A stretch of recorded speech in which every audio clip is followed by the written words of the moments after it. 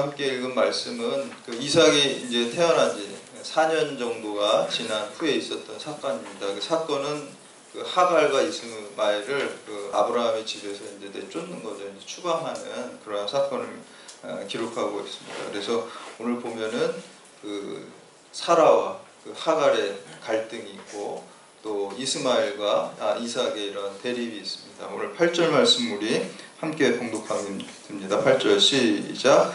아이가 사람의 젖을 떼고 이삭이 젖을 떼는 날에 아브라함이 큰 잔치를 베풀었더라. 아멘.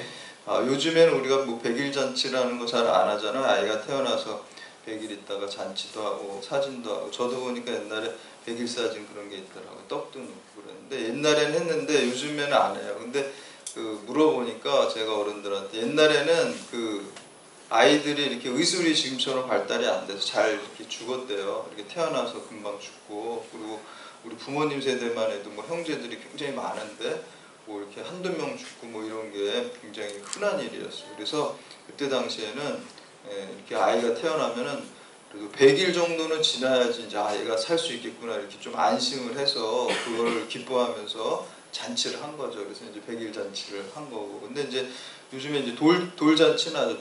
돌이야 뭐 이제 첫 번째 생일이니까. 그래서 이제 첫 번째 생일이라는 의미로 우리가 돌잔치를 하는데 옛날에는 두 단계 정도를 지나쳐야지 살 수 있다라고 생각한 거니까 100일이 지나야지 조금 안심이 되고 돌 정도 지나면 좀 이제 완전히 안정권에 들어왔다 그래서 잔치를 하는 거예요. 아이가 이제 계속해서 살 수 있겠구나 해서 100일 잔치도 하고 또 돌잔치를 했어요. 근데 이제 오늘 말씀해 보니까 젖을 땐 잔치를 이제 아브라함, 이삭이 젖을 땐 잔치를 하는 것을 볼 수가 있어요. 아마 100일 우리가 예전에 우리 어르신들이 100일 잔치 그 아이들한테 했던 거하고 비슷한 생각이 아마 있을 거예요. 아이가 이제 좀 안정되게 이제 살아갈 수 있겠구나라는 얘기가 있고요. 그리고 또 한 가지는 좀 다른 게 우리는 한 돌 정도 좀 지나면은 뭐 아이가 젖을 떼는데 이때 당시에 유대인들은 한 3살, 4살까지 젖을 먹이고 그때 뗐대요. 그러니까 4년 정도 된 다음에 지금 젖을 떼고 잔치를 벌이는 것을 볼 수가 있습니다. 근데 그 잔치하는 날 사라가 굉장히 안 좋은 사건을 목격하게 돼요.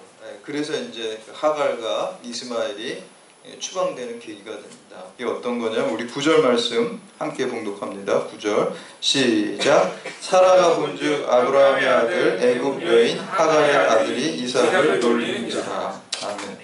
하갈의 아들이 누굽니까? 이스마엘이죠. 이스마엘인데 이스마엘은 이삭보다 14살이 많았어요. 그러니까 지금 그 나이로 이렇게 지금 계산을 해보면 이삭은 4살이었고 그 이스마엘은 18살이에요. 18살이면 우리가 뭐 성인이라 그러니까 뭐 알 거 다 알고 지금 세상 돌아가는 물정, 집안의 지금 상황 뭐 이런 것들을 모를 리가 없겠죠. 다 알죠. 완전히 뭐 빠삭하게 알고 있어요. 지금 어떤 상황에 자기가 처해 있는지. 아마 질투심이 있었을 거예요. 여러분 친형제 간에도 그 첫째가 이제 동생 나면 동생 막 시기하잖아, 질투하잖아. 왜냐면 이제 부모님들이 옛날에 혼자 있을 때는 뭐 자기만 예뻐하고 자기만 관심 가져주다가 동생이 생겨나면 어때요? 부모님이 이제 동생한테 관심을 쏘니까 그게 싫은 거예요. 그러니까 보니까 저도 예전에 보니까 친척들 보니까 어른들 없을 때 그 큰애가 둘째 막 꼬집고 이렇게 괴롭히더라고요. 이렇게 안 보는 데서 막 꼬집더라고요. 그리고 저희는 아이가 하나인데 저희 물어보면 항상 동생 놔줄까 이렇게 물어봤었어요. 어렸을 때 한 번도 놔달라는 얘기 한 번도 안 했어요. 그러니까 이제 그러다가 뭐 고등학교 오니까 놔달라 해서 그때는 어떻게 할 수가 없는데 언제는 이제 뭐 이제 커가지고 동생 있어도 별로 경쟁 심리가 이제 없을 때 그러니까 좀 어렸을 때는 막 이게 경쟁 심리도 있고 그랬는데 이제 뭐 고등학생이니까 뭐 엄마 아빠가 뭐 예뻐해도 상관없고 자기도 있고 싶고 근데 불가항력적으로 안 될 때 이제 그런 얘기를 하더라고요. 그래서 이제 그런 일들이 있죠. 근데 이제 지금 이삭과 이스마엘의 관계는 친형제 간의 그 질투 정도가 아니라는 거예요. 아주 심각합니다. 왜냐하면 지금 18살이니까 다 알죠. 자기가 서자라는 거 알아요. 자기가 적자가 아니에요. 적자는 자기 동생인 이삭이 본처에서 난 것이고 자기는 첩의 아들이잖아요. 그러니까 얼마나 그 이삭이 밉고 싫겠어요. 그전에는 자기가 아버지의 사랑을 다 받았고 자기가 또 이 재산과 이 모든 것들을 다 상속하기로 돼 있었는데 지금 본처에게서 그 사라에게서 아들이 나서 이제 거기에 다 가고 자기는 이제 다시 옛날처럼 노예의 아들이잖아요, 사실은. 근데 이제 일반 노예하고는 조금 틀리지만 별 큰 차이가 없어진 거예요. 당시의 법은요, 이 노예의 아들 같은 경우는 이제 뭐 본처가 아이를 못 낳았을 때 계속해서 못 낳으면 그 재산을 노예의 아들이 상속하게 돼 있어요. 그런데 만약에 본처가 아이를 낳게 되면 이 노예는 자유인의 신분만 줘서 내보내게 돼 있어요. 원래 이 당시 아브라함 당시에 그런 관습이 있었습니다. 그러니까 이제 자기는 뭐 지금 아무것도 아닌 게 된 거예요. 그래서 야, 쟤만 없으면 내가 이 아브라함의 어떤 그 모든 것을 다 후계자로 받는 건데, 그래서 어떻게 보니까 이삭을 놀리는지라 그랬어요. 근데 이제 우리가 생각할 때는 뭐 좀 놀린 거 가지고 그렇게 내쫓기까지 하나 뭐 이렇게 생각할 수 있는데, 이 놀린다는 말의 의미를 히브리어 언어에 정확하게 보면은 이해할 수가 있습니다. 이 놀린다는 게 히브리어 단어에서 메사학이라는 단어, 메사학이라는. 근데 이 똑같은 단어가 어디에 쓰이냐면은 그 요셉이 그 보디발의 아내가 이제 성적으로 유혹할 때 내가 하나님 앞에서 어떻게 내가 죄를 짓냐고 도망가잖아요. 그러니까 그 보디발의 아내가 화가 나고 자존심이 상해가지고 남편한테 거짓말을 하잖아요. 너가 데리고 온 저 종 요셉이 나를 겁탈하려고 했다 이렇게 얘기를 하잖아요. 희롱했다 이렇게 얘기를 하잖아요. 그 단어가 메사학입니다. 똑같은 단어예요. 그러니까 오늘 이 놀렸다라는 거는 성적인 의미가 있고요, 성적으로 학대했다는 의미가 있죠. 아동 성학대 같은 거, 요즘 말로 쉽게 말하면. 그러니까 성학대를 어떻게 했을까요? 이 이스마엘이 그 아이를 갖다가 어떤 성기 같은 데를 이렇게 어떻게 하거나 그래서 한마디로 말해서 생식 기능을 못하게 만들어서 이 이삭을 통해서 아브라함의 후손이 되지 못하고 자기를 통해 하게 하려고. 그러니까 엄청나게 지금 어마어마한 일을 지금 하고 있었던 거예요. 그러니까 그거를 누가 봤어요? 사라가 본 거예요. 지금 얘 이스마엘이란 18살 먹은 애는 다 큰 애잖아요. 다 큰 애가 4살짜리 아이의 성기를 잘못해서 한마디로 고자같이 이렇게 만들어서 생식 기능을 못하게 하고 자기가 그 재산을 상속하려고 또 그 지위를 상속하려고 하는 것을 목격하게 된 것이죠. 그래서 이제 쫓아내는데 우리 10절 말씀 함께 봉독합니다. 10절 시작. 그가 아브라함에게 이르되 이 여종과 그 아들을 내쫓으라. 이 종의 아들은 내 아들 이삭과 함께 기업을 얻지 못하리라 하고.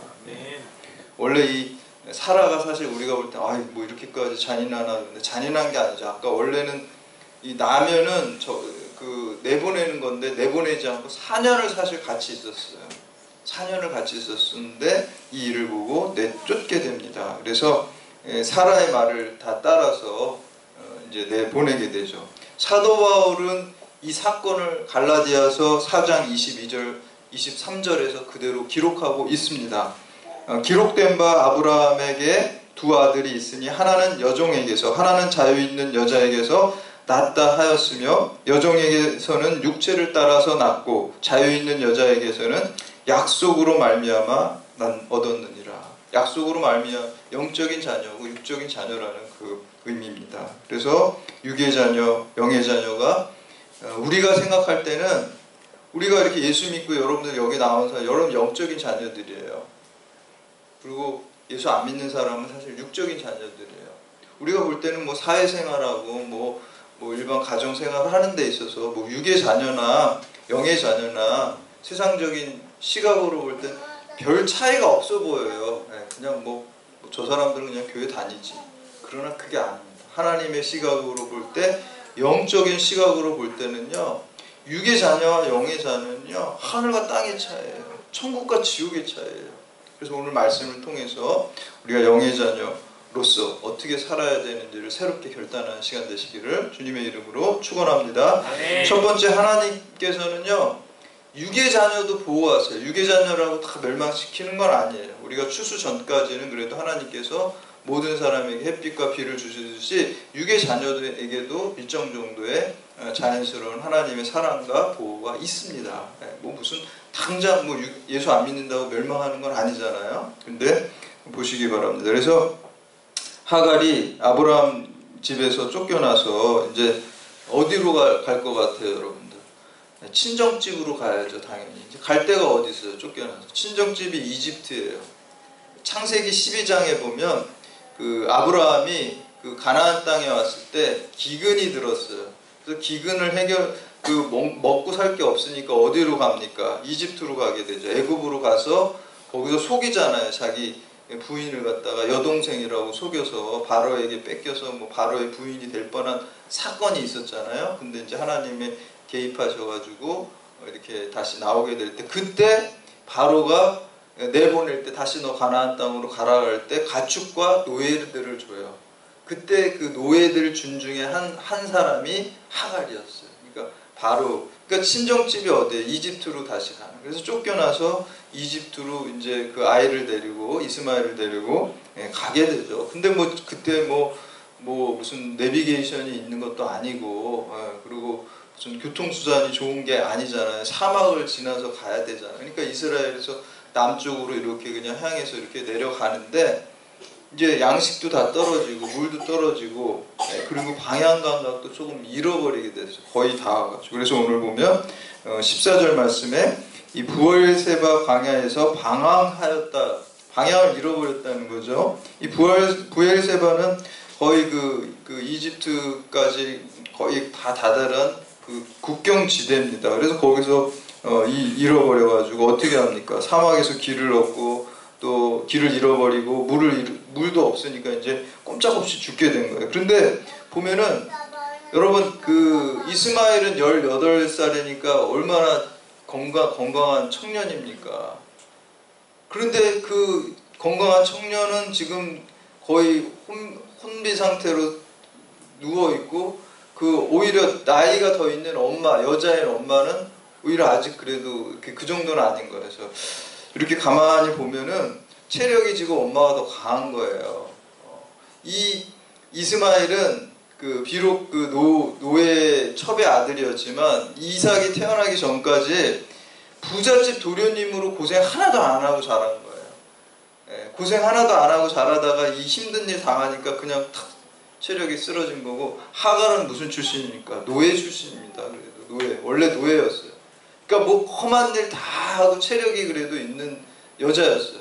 그러니까 그래서 그 아이를 갖다가 이제 아이가 죽게 생겼으니까 이 아이를 갖다가 여기다가 눕혀놓고, 근데 눕혀놓는데 사막에 관목이라고 이렇게 나무 같은 거 조금 있는 그 밑에다가 그늘에다가 좀 피해놓고 얼마나 떨어져서 기도를 하기 시작한 거. 한탄하기. 화살을 쏘아서 한바탕 거리라 그랬죠. 화살 한바탕 거리라는 건요, 화살을 이렇게 쫙 쏴가지고요, 화살이 날아가서 한 떨어질 정도 거리를 한바탕 거리라 그래요. 대략해서 그 위로 쏘면 45도로 쏘면 300m 날아가는데 화살이. 그러니까 300m 정도 떨어진 데 가지고 그 아이가 어떻게 되는지, 사막이니까 이렇게 보이잖아요. 300m 떨어져 움직이나 어떻게 되나 이렇게 바라보는 거리에서 울부짖는 거예요. 왜 그렇게 멀리 가서 울부짖었을까요?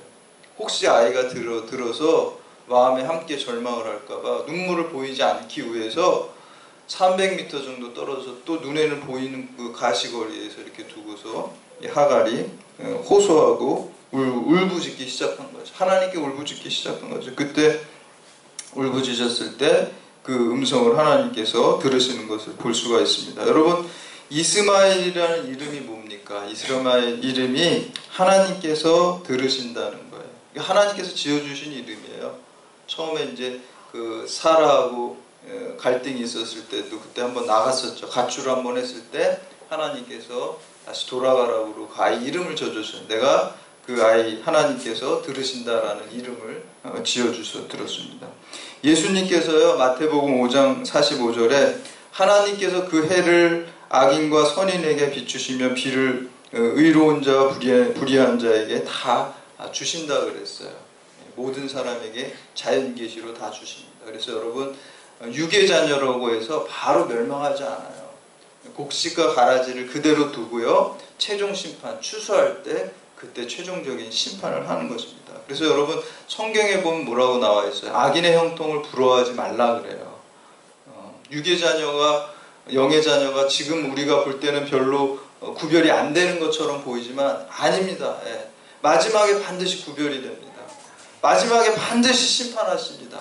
그러니까 하나님 믿지 않고 육적인 것으로만 추구해서 잘 될 수 있어요. 육적인 것만 추구하다 보면. 그러나 그 끝은 멸망이라는 거예요. 심판이라는 거예요. 그래서 악인의 형통을 부러워할 게 없습니다. 더군다나 정말 이 육의 방법으로 또 안 좋은 방법으로 막 사용해서 세상적으로 성공하고 또 승승장구하는 것 같을지만 그게 아닙니다. 그렇게 육을 쫓아가다가는 그 마지막은 사망과 멸망밖에 없습니다. 그래서 그런 형통을 부러워할 필요가 없습니다. 우리는 영의 자녀는 이 영적인 하나님 말씀 따라가면 됩니다.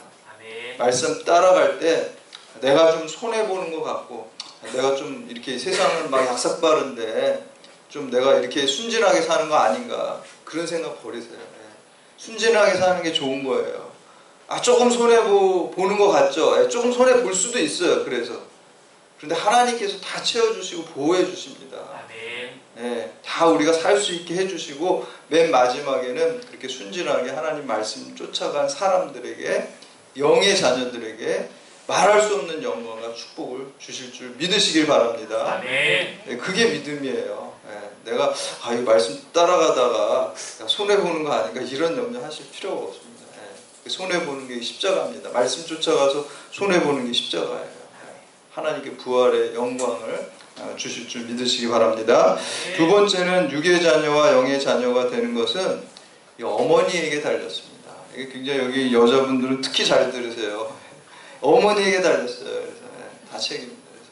저도 그래서 제가 우리 아이 뭐 어떤 일이 있으면 저희 집사람한테 어머니에게 달렸다 그래서 제 책임을 약간 미루는데 어머니 기도가 중요합니다. 그래서 오늘 말씀에 보니까 기도를 막 이제 하소연하는 거죠. 이 기도라고 하기도 그래요. 너무 한탄스러운 거예요. 지금 아들이 죽게 생기고 자기도 사막에서 죽게 생겼으니까 상한 심령으로 억울한 마음으로 막 한탄하면서 하나님께 부르짖을 때 하나님께서 들으시고 그 눈을 밝게 하셔서 운물을 발견하게. 이때 당시에는요 물이 기했기 때문에요 운물을 파가지고 그 목동들이 그거를 그냥 펼쳐놓는 게 아니라 좀 은폐를 해놔요. 위를 뚜껑을 덮어야 되고 왜냐하면 거기 뭐가 들어가면 안 되고 그러니까 덮어놓고 또 가려놔요. 그래서 자기네들만 와서 그걸 하기 때문에 잘 보이지가 않아요. 근데 하나님께서 그 울부짖음을 듣고 눈을 밝게 해서 그 운물을 보게 해서 이제 그 이스마엘에게 물을 마시고 힘을 내서 이제 자기 친정으로 돌아가게 됩니다. 우리 19절에서 21절 말씀 함께 봉독합니다. 19절에서 21절 시작. 하나님이 하갈의 눈을 밝히셨으므로 샘물을 보고 가서 가죽 부대에 물을 채우다가 그 아이에게 마시게 하였더라. 하나님이 그 아이와 함께 계심에 그가 장성하여 광야에서 거주하며 활 쏘는 자가 되었더니 그가 바란 광야에 거주할 때 그의 어머니가 그를 위하여 애굽 땅에서 아내를 얻어 주었더라. 아멘. 우리가 20절을 우리말로만 보면 하나님이 함께 계심에 장성하여 활 쏘는 자가 되었다라는 것처럼 보입니다. 그러나 그것이 아니라 하나님께서 은혜를 주셔서 사막에서 죽지 않고 물 먹고 힘내서 가게 한 거예요. 그리고 애굽에 가서 거기서 살아갔던 거는 이 사람들이 육의 방식을 쫓아 살아가는 거예요. 여러분 이게 중요해요. 지금 여기서 활 쏘는 자가 되었다는 거는 활 쏜다는 거는 모든 걸 상징하는데 세상의 권력과 힘을 추구했다는 의미가 거기에 들어가 있어요. 자기 힘을 믿는 거예요. 하나님 힘을 믿는 게 아니라. 더군다나 이 어머니는 어때요? 애굽 땅에서 아내를 얻어주었다. 곧 애굽의 성경에서 애굽이라는 거는요 뭐를 상징하냐면요 항상 어둠과 죄악과 세상을 상징하는 거예요. 가나안 땅, 약속의 땅 이런 거와 대조되는 거예요. 그러니까 어머니도 세상적인 방식으로 했던 거예요. 여러분 우리가 똑같이 하나님의 은혜를 받아도요 그거를 감사하고 내가 하나님께 이런 은혜를 받았으니까 내가 여기에 조금이라도 100만 분의 1, 1000만 분의 1이라도 갚는 마음으로 살아야지. 내가 사명을 감당해야지. 하나님 말씀 쫓아 살아가야지. 이렇게 돼야 되는 거예요. 그렇죠. 하나님의 은혜를 받았는데. 그런데 내가 하나님의 은혜로 살았는데 그 은혜를 잊어버리고 감사하지 않고 육적인 것을 추구하면은 이스마엘이 되는 겁니다. 반면에 하나님께 은혜를 받았는데 그 받은 은혜를 가지고 감사하고 내가 하나님 뜻에 순종하고 하나님 뜻대로 살겠다고 하면은 그게 이삭이 되는 겁니다. 똑같은 물을 마셔도요, 뱀은 그 마신 물을 가지고 독을 만들어내요. 근데 똑같은 물을 마셔도요, 벌은요 그 물을 마시고 꿀을 만들어내는 거예요. 여러분, 육의 자녀는 하나님의 은혜를 받으면 그 독을 만들어내고 세상의 권력을 추구하고 자기 영광을 추구합니다. 반면에 우리 영의 자녀, 우리 예수 믿는 사람들은요, 하나님께 은혜를 받으면 그 은혜를 가지고 꿀을 만들어내고 하나님의 영광을 드러내고 하나님의 말씀을 쫓아가는 삶을 살아가게 되는 것입니다. 그래서 이 어머니가 중요해요. 어머니가 그렇게 교육시키고 하니까 이 아이가 달라지는 것을 볼 수가 있습니다. 우리가 구약의 가장 위대한 선지자인 그 사무엘 선지자가 있게 된 것이 무엇입니까? 한나라는 어머니의 기도가 있었기 때문에. 출생부터 사무엘은요, 아이를 못 낳는데 기도해가지고 얻은 아들이잖아요, 사무엘은요. 그리고 난 다음엔 기도 안 했을까요? 난 다음에도 계속 했겠죠, 당연히. 맨날 사무엘을 위해서 하나님께 바치겠다 그랬잖아요, 제사장으로. 바쳤고, 그리고 그 사명을 잘 감당하도록 기도의 어머니였어요. 그러니까 그 기도의 어머니의 모습을 보고 자란 사무엘이 사명을 잘 감당하고 또 마지막에 뭐 은퇴할 때도 무슨 말을 해요?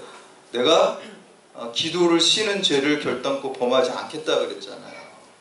근데 그거 잘 보셔야 돼요. 그 성경의 앞뒤 문맥을 보면 그냥 개인 기도하는 거를 쉬겠다는 게 아니라 내가 은퇴해도 이스라엘 백성들을 위해서 중보 기도하는 거를 쉬는 죄를 범하지 않겠다는 거예요.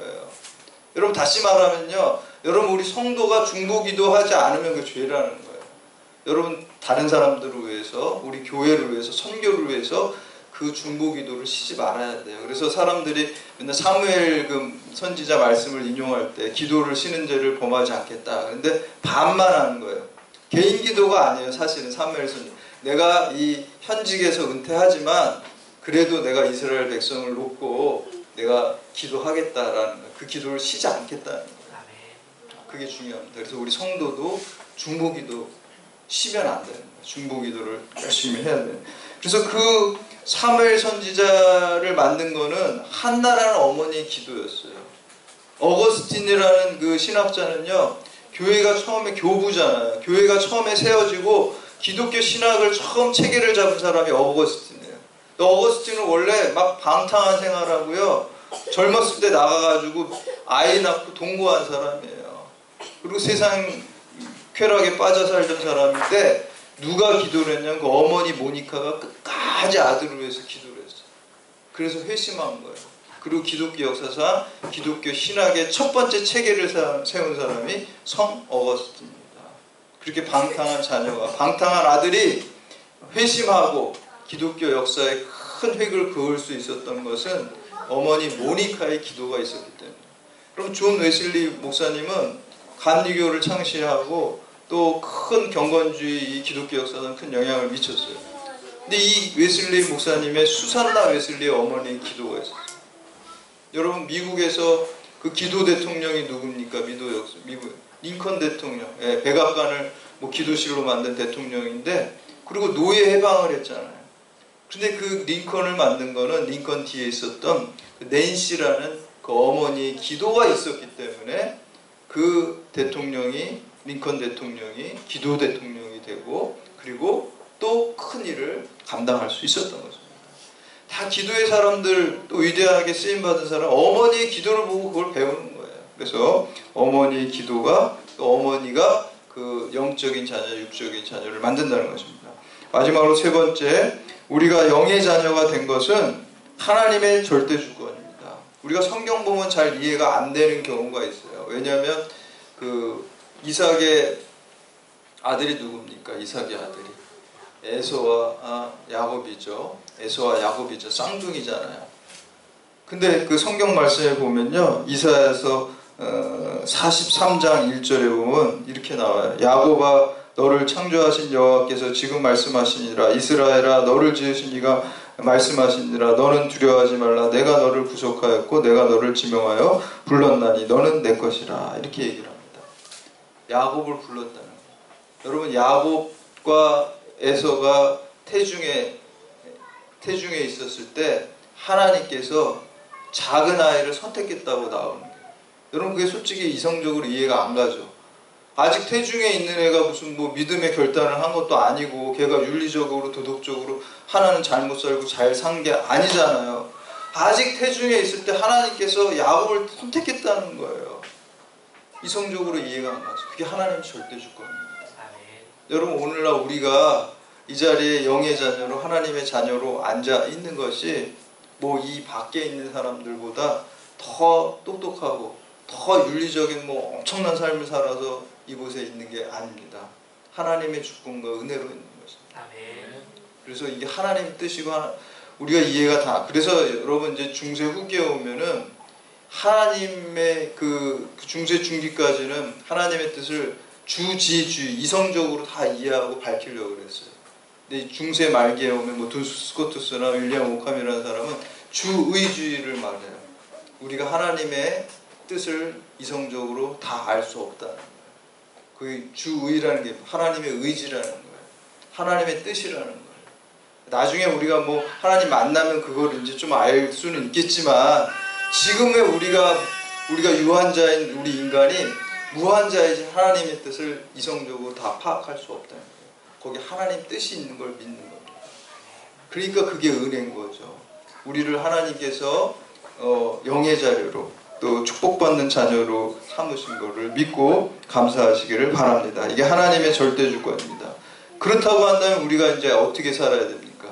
내가 잘나서 하나님이 나를 영의 자녀로 선택하신 게 아니라고 한다면 그 은혜에 감사하기 위해서 우리가 하나님 말씀을 쫓아 살아가고 우리의 모든 삶을 십자가 보혈의 능력을 힘입어서 이 땅에 그 복음을 전파하는 삶을 살아야 하는 것입니다. 그래서 오늘 영의 자녀로서 하나님께서 우리가 왜 나를 구원하셨는지 이성적으로 이해할 수가 없어요. 그렇지만 하나님의 뜻이 거기에 있다는 것만 우리가 분명히 알 수 있습니다. 그래서 그 무한하신 은혜에 감사하면서 우리가 정말 조금이라도 그 은혜에 갚는 심정으로 하나님의 말씀을 쫓아 살고 또 주님의 선교명령과 사랑계명을 다 실천하는 여러분들 되시기를 주님의 이름으로 축원합니다. 이제 다 같이 자리에서 일어나셔서